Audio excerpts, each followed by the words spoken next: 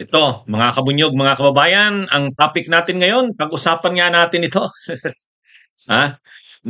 Nakita ko itong picture na ito ni Duterte na malalim na nag-iisip. Ay ang gusto kong i-discuss, ano ba talaga ang pinoproblema ni Duterte? Ano talaga ang pinoproblema ni Duterte? Alam nyo mga kabunyog, mga kababayan, ito lang yung naiisip ko. Sa Pilipinas kasi, ang gobyerno ay pinapatakbo na parang negosyo. Ano yan eh? Ah, sa mga politiko, sa halos lahat ng mga politiko, kung mayroon man tayong makitang hindi ganon, ilan lang. Ilan lang. Ano yon? Exception to the rule. Pero ang general rule, ang mga politiko ay ano, yung mga trapo, yung mga traditional na politiko, talagang sa kanila, kung pagpasok nila sa gobyerno, hindi naman na hindi naman public service. Kaya yung terminong public servant, hindi totoo yan sa Pilipinas. Maaring totoo lang yan sa ilang politiko, mga tulad ni Vico Soto, ni Leni Robredo, ano? Pwede yan sa ilang politiko. Pero sa kabuuan, in general, sa pangkalahatan, ah, ang ang mga politiko, pinapatakbo nila yung gobyerno na parang negosyo. So bakit nila ginagawa yan? Eh kasi nga, ang politika sa Pilipinas, family business eh. Kung ang mga C, kung ang mga C na may-ari ng SM, ay bago namatay yung matandang Henry C. Sr., nakaplastada na yung mga anak niya. Si Hans, si Henry C. Jr., si Tessie C. Uson, kumbaga yung mga anak nila, ganun din ang Gokong Wei. Yung anak niyang si Lance Gokong Wei, siya na yung nagpapatakbo ng Cebu Pacific. Yung anak niya naman na si Rubina, mayroon na rin, yung Rubina Corporation naman yata ang hinahawakan nun. Kahit yung mga Consonji, kahit yung kahit itong mga Uchanon, lahat ng mga malalaking negosyante, gusto nila iniiwan yung kanilang negosyo, yung kanilang mga anak na train na diyan. Na train na yan. Ganon din ang ginagawa ng mga politiko. Bago sila na umaalis sa mundo kasi alam nila walang forever. Kahit gaano pa nilang kayaman, alam nilang sa bandang huli mawawala sila sa mundo. So, yung mga negosyante, pinapasiguro na nila yung kanilang mga anak na yung kanilang iiwan ay magpapatuloy. O ganyan din tong mga politiko. Kaya nga kwininto ko sa inyo yung Villaperte bago namatay yung matandang Villaperte. Alam niya na yung mga anak niya, ayos na yan. Hanggang apo niya. Hanggang apo niya. Kaya nga political dynasty. Kahit naman yung Marcos, mga kabunyog. Kahit naman yung Marcos, namatay na yung matandang Ferdinand Marcos Sr. Bagamat buhay pa si Imelda, kahit si Imelda, bago siya mamatay, alam niya na yung mga anak niya, nakabalik na sila ng Malacanang. Ito namang magkaedad na si Amy at si Bongbong, nakapasiguro na rin yung sunod na henerasyon ng Marcos. At sino yon? Sa part ni Bongbong, si Sandro Marcos. Sa part naman ni Amy, yung Macho Marcos na governor ngayon ng Ilocos Norte. So imagine niyo yan. Kumbaga, mga nakaposisyon na yung susunod na henerasyon. Ngayon itong si Duterte, balik tayo sa topic ko. Ano ang pinoproblema ni Duterte? Totoo yung anak niya nakaposisyon. Si Sara Duterte, Vice President. Si Baste, Mayor ng Davao. Si Pulong ay Congressman. So, halos yung kanyang mga anak nasa politika. Ngayon, ano ang pinoproblema talaga ni Duterte? Ang problema kay Duterte, siya lang ang leader ng isang malaking political clan na ang iiwan sa anak niya ay hindi lang pwesto sa gobyerno. Kung iiwan niya sa mga anak niya, problema. Bakit? Si Sara may nirereklamo sa ICC. Si Duterte, mamamatay na yan, hindi na yan tatagal. Hindi tayo sa nag-aangad na mamatay na si Duterte. Sino nagsasabing hindi mamamatay yan ng Anong edad na ba ni Duterte? Ano na yata yan? Baka 80 na yan. Tama ba ako? 80 na yan? Sa edad na yan ni Duterte na 80, grabing stress ng pinagdaanan niya. Oh, tapos grabe pang problema. Kita niyo yung mga ekspresyon niya sa mukha. Yung latest niya, ngiwi na talaga yan. Ngayon, ang problema niya, yung anak niyang si Sara, kasama sa Rinik Ramos sa ICC. So kahit mamatay siya, itong si Duterte, pag namatay siya, posibleng si Sara ang mananagot sa kanyang krimen. Nakukuha niyo mga kabunyog. Kasi kahit lumabas yung warrant of arrest ngayon, ng ICC, itong si Marcos Jr. ay hindi niya ipahuli si Sara. Pero sigurado ba sila na hindi darating ang panahon na may mauupong presidente ng bansa o leader ng bansa na hindi susunod sa warrant of arrest na yan ng ICC? Darating yang panahon na yan. Di ba? Yan ang problema. Bata pa si Sara eh. Bata pa si Sara. Si Bongo, bata pa rin yan. Si Bato, medyo malakas pa. O maaaring mawala na si Duterte, pero alam niya, mamamatay siya na baka dumating ang panahon na mayroong leader ng bansa na ipa-aresto si Sara. Kasi yung warrant of arrest na yan, hindi naman yan mawawala ng visa eh. Diba? Mawawala na ng visa yan kay Duterte kasi kung mamamatay na siya, na hindi naman siya napa-aresto. Pero yung anak niya, diba? Yung anak niya, yung dakilang alalay niyang si Bongo, yung kanyang kanang kamay sa tokhang na si Bato, yan ang namumroblema eh. Yan ang may mga problema dyan. Sila, yung iba kasing mga angkan, iniwan yung mga anak nila, wala namang problema ng mga ICC na yan. Halimbawa, si Arroyo, o yung mga anak ni Arroyo, si Mikey, sino pa ba? Si Dato, wala naman yung mga ICC. Kahit si Erap, si Erap, wala namang problema sa mga ICC. May mga lokal na problema, mga kaso, tulad kay Jinggoy. Na-acquit na si Jinggoy sa plunder, wala na. Wala namang kaso si JBR Sito. So para kay Erap, alam niya mamamatay na rin siya. Wala na siyang nakikitang problema sa mga anak niya. Senador na yan eh. Senador na yan. Pwede na yan kung hindi man senador, congressman ng San Juan o kaya mayor uli. So ibig sabihin dito, ganun din ganun din si Pinoy naman, walang naging pamilya. Itong si Arroyo, wala eh. Si Ramos, wala namang anak na nagpatuloy sa politika si Ramos. Ito lang talaga si Duterte, yung naiwan niyang mga anak, mga kanang kamay niya. Hindi, kung dito lang sa Pilipinas, wala silang poproblemahin. Kaya nilang ikutin ang batas ng Pilipinas. Kaya nga yung mga trapong namamatay, alam nila kaya yan. Kaya nilang ikutin ang batas ng Pilipinas. Si Duterte, pinoproblema niya, hindi naman batas ng Pilipinas. International law. International criminal law ito. Diba? So sa ngayon, okay pa. Kasi baka naman hindi naman ipa-aresto ni Marcos si Sara. Pero bakit? Habang panahon ba nandyan ang Marcos sa poder? Paano kung may maupo? Halimbawa, dumating ang panahon, si Risa Hontiveros ang presidente. O kaya si Leni Robredo. Pero yung warrant of arrest kay Sara, nandyan pa din. Standing pa rin ang warrant. O sa tingin nyo, hindi isusurinder si Sara? Yan yung iniisip ni Duterte, iniisip niya. So ang iniwan niya sa anak niya, iniwanan niya ng kayamanan ang mga anak niya. Ay marami na silang naipon na pera dahil sa gobyerno. Bilyon na yan. Lahat ng anak niya.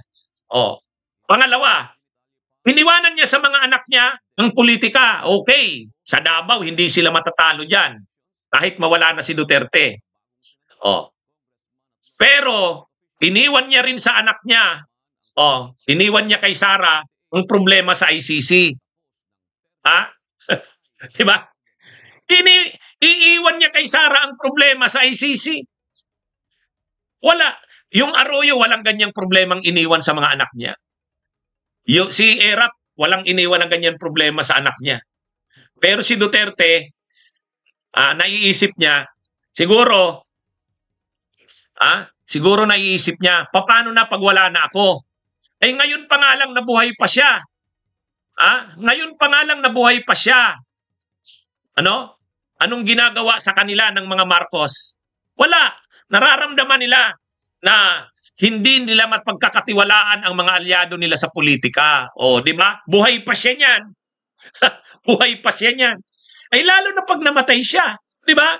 Ang sinasabi ko, ang totoong problema ni Duterte na iniisip niya, yung maiiwan niyang problema.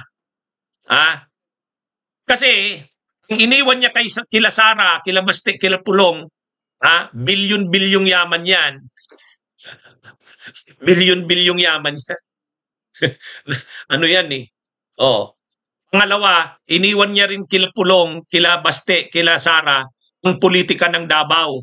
Kahit na hindi na sila magpolitika sa nasyonal. Kasi kung ma-realize nila, wala talaga, hindi mananalo si Sara kasi hindi susuportahan ng iba pang mga trapo si Sara. O di balik sila sa Davao. Okay. Pero may iniwan pa si Digong sa kanila, lalo na kay Sara at kay Bongo. Anong iniwan niya? Problema ng ICC. Pag lumabas ang warrant of arrest ng ICC, maaaring hindi pa sila ipa-aresto ngayon kasi kung hindi talaga kaya ayaw ni Marcos. O kung ayaw ni Marcos ipa-aresto, ang tanong ko, habang panahon ba nasa pwesto ang Marcos? Habang panahon ba ang mauupong presidente kakampi ng Duterte? Habang panahon ba ang mauupong presidente o prime minister man ay hindi kayang labanan ang Duterte? Hindi. May darating dyan na presidente o leader ng bansa na ipapa-aresto yan si Sara. Kasi yung warrant of arrest, hindi naman yan mag-i-expire. Hindi yan mag-i-expire. Ganyan ang nangyari sa mga bansa sa Afrika. Yun ang kinikwento ko. May mga leader sa Afrika na may warrant of arrest sa ICC. Hindi naman na-aresto yung leader na yun ng Afrika. Kasi yung nakaupong presidente, kakampi ng leader na yon. Pero dumating ang panahon na ang nakaupo ng presidente, hindi niya nakakampi o pina-aresto siya. Di ba? Yun. Di ba? Yan yung problema talaga ni Duterte. Sa panahon niya, pwedeng hindi niya maranasan na makulong siya. Pwede pa nga eh. Kaya lang magdidepende talaga yan kay Marcos eh. Ngayon, kung hindi man siya makulong, namatay na siya si Duterte. Siguro bago siya mamatay, naiisip niya, paano na si Sara? Di ba? Paano na si Sara? Yan yung ano dyan. Yan yung totoong issue dyan. Kaya ano ito, yan yung totoong pinoproblema ni Duterte. Kaya tama naman yung mga sinasabi ng iba kahit na mga kakampi nila. Kaya nagalit si Duterte sa Marcos, ICC ang issue doon. Totoo, nagalit din siya sa ginawa kay Sara sa confidential funds. Totoo, nagalit siya sa ginagawa sa kanyang best friend na si Kibuloy na iniimbestigahan ng SMNI. Galit si Duterte dyan. Pero ang talagang pinakamatinding galit niya, yung mga balibalita na parang mayroon na yatang stand ang Marcos government o administration na ipapa-aresto siya sa ICC. At nararamdaman ni Duterte yun. Doon talaga si Duterte nagalit na. Kaya ginagamit niya na ngayon ang mga banta ng destabilisasyon. Ginagamit niya na ngayon baraha yung Mindanao. Kumbaga ginagamit niya yung baraha ng Mindanao para putin si Marcos. Yan yun. Yan yung mga nangyayari ngayon. Kaya lang, hindi lang naman yung ngayon ang pinoproblema ni Duterte. Na kapag lumabas yung warrant of arrest, ipapa-aresto na ba siya ngayon? Hindi lang yon. Ang malaking pinoproblema talaga ni Duterte pag nawala siya. Kasi kahit mawala siya, tapos nandyan yung warrant of arrest, kanino yon? Kanino naka-issue ang warrant of arrest na arestuhin? Sa gobyerno ng Pilipinas, ino-orderan na isurrender si Sara Duterte, si Bongo, ganon, si Bato. So, ano yon? Pag namatay siya, hindi siya nakakasigurado eh. Ito pa namang sila Sara, si Baste, sila Pulong. Itong magkakapatid, si Sara, si Pulong, si Baste. Ito pa naman ang mga anak ni Duterte na mga politiko na hindi nasanay na makiusap. Itong sila Sara, sila Bato at sila Pulong at sila Baste, ang ugaling naman nito kay Duterte. Si Duterte ang pakiramdam niya siya ang hari eh. Kasi kahit nung mayor pa lang siya ng Davao, siya ang linalapitan ng presidente. Kasi siya ang Davao King eh. Siya ang Davao King. Diba? So, pinupuntahan siya nila Arroyo, pinuntahan siya nila Erap, na mga tumakbo ito. Lahat ng politiko sa national, pinuntahan siya kasi siya ang Davao King. Hindi marunong makiusap si Duterte kasi at sa tingin niya, siya dapat pakiusapan. Si Sara, sila Baste, sila Pulong, ganun din ang ugaling namana. Ganun din ang ugaling namana. Para kila Sara, para kila Pulong, para kila Baste, sila ang pakiusapan. Hindi sila yung makikiusap. Problema, hindi lahat ng panahon sila yung nasa taas. Hindi, paano pag nawala na si Digong? Mag-aasta pa ba silang magkakapatid na sila ang hari ng Pilipinas? Yan ang problema dyan. Spoiled yung tatlo na yan eh. Pinalaki ni Digong na parang sila ang hari. Hari-harian. Kaya nga sabi ni Trillanes, di ba? Kabastusan runs in the family. Yan ang problema ng Duterte. Yan yung problema. Sila Sara, hindi marunong makipagpolitikaan. Katulad niyan, si Amy nga, nakikipagkaibigan na sa kanila eh. Si Amy, binastos pa ni Baste. Di ba? Walang pinangingilagan kasi ang Duterte. Kala nila sila lagi ang hari. Di ba? Kahit itong magkakapatid na to, sila Pulong, sila Baste, sila Sara, hindi sila nasanay makiusap. Sila ang pinapakiusapan. Kasi nga, astang Duterte na hari-harian eh. Ang problema pag wala na ang ama nila, mayroon ng warrant of arrest si Sara sa ICC. Anong gagawin nila? Magyayabang pa rin sila? Yan ang malaking problema ni Duterte. Ang mangyayari kapag wala na siya. Di ba? Di ba? Yan. Itong sabi ni Lorelei sa Karagatan, wala kang alam sa mga Duterte sa Davao. Mayroon akong alam sa Duterte sa Davao. Hari sila ng Davao. Walang issue doon. Pero bakit? Nang lumabas ba yung warrant of arrest ng ICC? Tapos ang presidente na ng Pilipinas ay oposisyon? Kaya ba siyang ipagtanggol ng mga taga Davao? Pag may lumabas na presidente na ipapa-aresto si Duterte o si Sara Duterte at may warrant of arrest ng ICC, kaya ba siyang ipagtanggol ng mga taga Davao? Sus, tingnan niyo si Icleo. Kanya yung Dinagat Island. Nang magkaroon ng krimen si Icleo, nakipagpatayan sa kanya yung mga kasamahan niya, yung mga tagasunod niya. Kaya ba nilang ipagtanggol si Icleo? Hindi. Hindi yan. Hindi kaya yan. Tingnan niyo si Ampatuan, hari ng Maguindanao. Pero nung magkakaso sa Maguindanao, na ipagtanggol ba si Ampatuan ng mga supporters niya? Hindi yan. Di ba?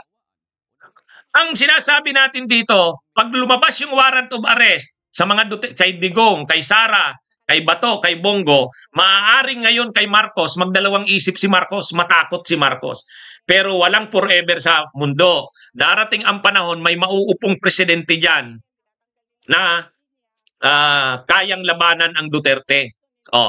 At nandyan pa ang warrant of arrest ng ICC. Alam yan ni Duterte. Alam yan ni Duterte na walang forever sa mundo kasi kahit na nga siya, alam niya, hinihintay niya na lang kamatayan niya eh. Bakit? Mayroon ba ditong hindi mamamatay sa mundo?